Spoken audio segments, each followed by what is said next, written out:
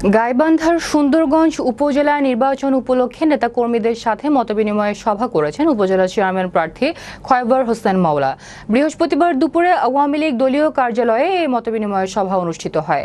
এতে বক্তব্য রাখেন উপজেলা আওয়ামী লীগের যুগ্ম সাধারণ সম্পাদক ও দহবন্দ ইউপি চেয়ারম্যান রেজাউল আলম, যুগ্ম সাধারণ সম্পাদক ও সাবেক পৌর মেয়র আব্দুল্লাহ আল মামুন, মুজিবুর রহমান মজি সহ আরও অনেকে। এ সময় উপজেলা পরিষদ নির্বাচনে খয়বর হোসেন মাওলার হেলিকপ্টার মার্কাকে বিজয়ী করার অঙ্গীকার ব্যক্ত করেন বক্তারা। আমি আপনাদের সবার কাছে সতর্ক থাকার আহ্বান জানিয়ে এই 10 দিন আপনারা অনেক পরিশ্রম করেছেন, অনেক ত্যাগ করেছেন, অনেক প্রতীক্ষা করেছেন, আর মাত্র 10টা দিন। এই 10টা দিন আপনারা সবাই আমার ভোটার না, আপনারা সবাই এই 10 দিন আপনারা নেতা হয়ে যান, কর্মী হয়ে যান, শুধু ভোটার হলে চলবে না।